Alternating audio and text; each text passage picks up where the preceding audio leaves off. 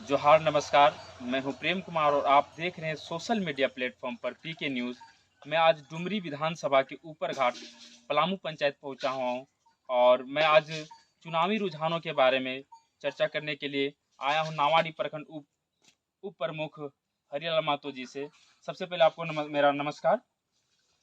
पहले आपके चैनल पीके न्यूज को झारखंडी जोहार, नमस्कार, आदाब, सलाम। तो प्रमुख साहब, आप इस बार चुनावी माहौल में अपने आप को कहाँ पर पा रहे हैं? देखिए, हम लोग आज से नहीं 20 साल से जो क्षेत्र में डुमरी विधानसभा में विकास हुआ है, वही विकास के लेके हमारे जो स्वर्गीय जगन्नाथ महतो थे वो बराबर जीतते आ रहे थे।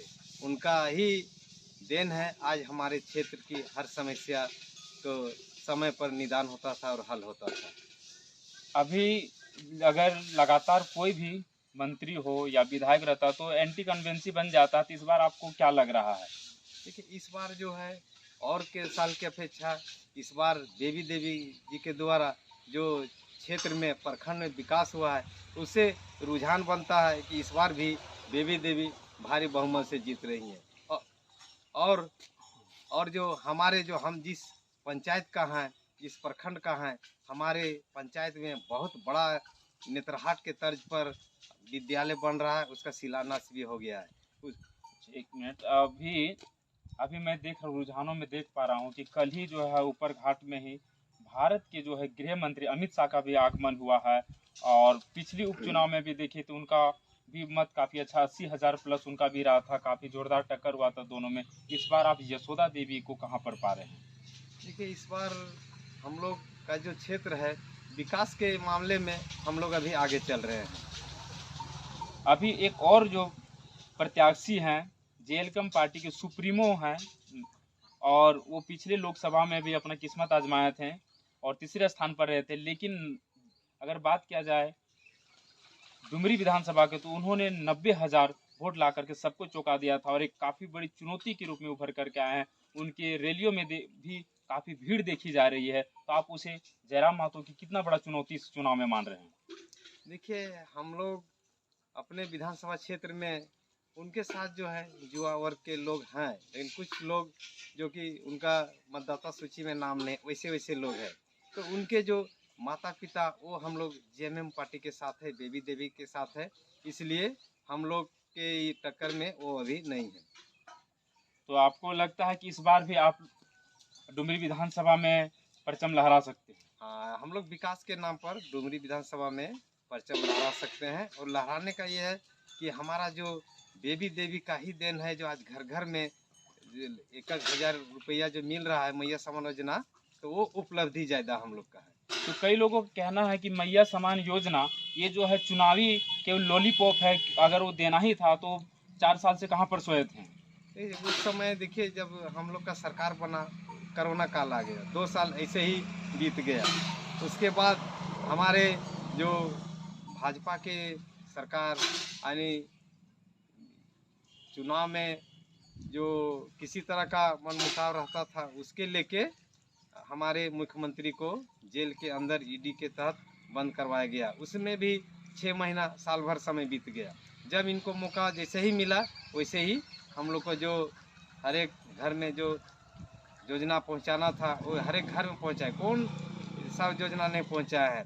आप लीजिए, मैया समान योजना है, सावित्री बाई फुले योजना है, बिजली बिल माफ़ है। बहुत तरह का वोट मांगने का अधिकार हम लोग का है और वोट देने का भी। अभी पिछले बार युवाओं को काफ़ी आक्रोश देखा जा रहा था मुख्यमंत्री के खिलाफ में। सीजीएल का चाहे मामला हो, पेपर लीक का मामला हो या उत्पाद सिपाही का मामला हो, इन मामलों को लेकर भी काफ़ी आक्रोश देखा गया था। कई जो है अनुबंध कर्मी भी लगातार धरने पर रहे हैं। तो इस बार क्या उनका एंटी कन्वेंसी झेलने को देखने को मिलेगा क्या? ये तो देखे, ये तो रांची से लेके यहाँ तो युवाओं का आक्रोश था, लेकिन बाद में मुख्यमंत्री जी अपने कामों को सपने का काम कर रहे हैं ताकि लोग इधर उधर भटके नहीं।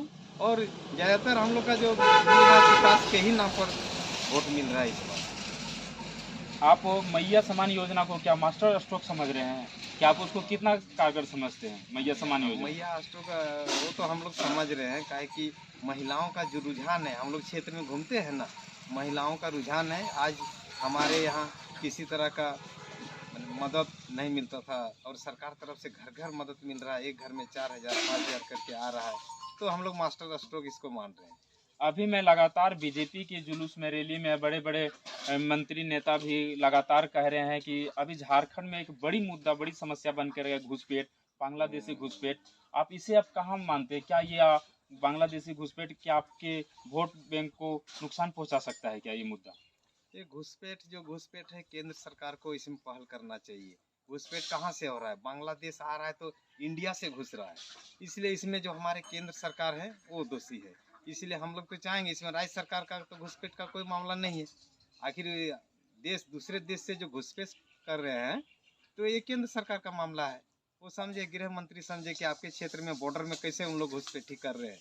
ये विरोधी प्रत्याशी, उनका कहना है कि 20 वर्षों में कोई भी विकास का काम डुमरी विधानसभा में नहीं हुआ है और इस बार जो है काफ़ी एंटी कन्वेंसी बन रहा था। आप क्या देख पाते हैं इसमें से? देखिए, विरोधी का जो कहना है वो सरासर गलत है।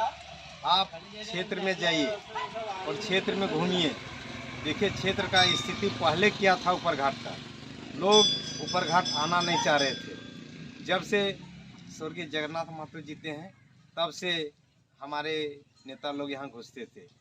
और अभी जो देखते शिक्षा के मामला में आप देखिए, पहले क्या था, पढ़ने के लिए हम लोग को सोचना पड़ता था, जाना पड़ता था केवी कॉलेज।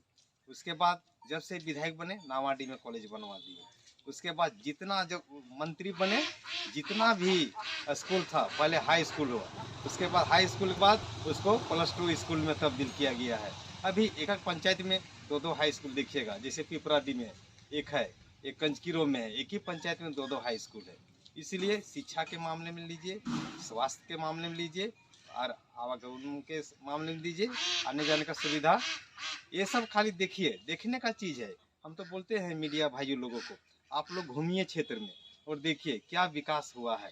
अभी नावाडी में ही देखिए इतना बड़ा डिग्री कॉलेज बन रहा है, ITI कॉलेज बन के तैयार है, डुमरी में भी बन के तैयार है।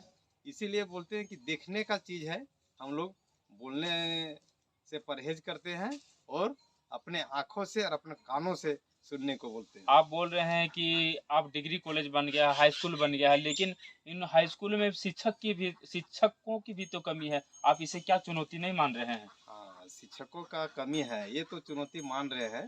तो जैसे जैसे बहाली होते जा रहा है, वो देखें सरकार उसमें प्रयासरत है। शिक्षक की कमी है, जो कमी है वो चीज़ हम बोलते हैं, लेकिन सरकार प्रयासरत है। सरकार को काम करने का मौका नहीं मिल पाया है। इधर कोरोना काल हो गया, इधर जेल में गए। इसलिए एक बार हम ग्रामीणों से आग्रह करते कि इस बार मौका दीजिए, उसके बाद शिक्षकों की कमी दूर हो जाएगी। आपको क्या लगता है कि आप दोबारा सत्ता में आने झारखंड मुक्ति मोर्चा की सरकार बन पाएगी झारखंड में?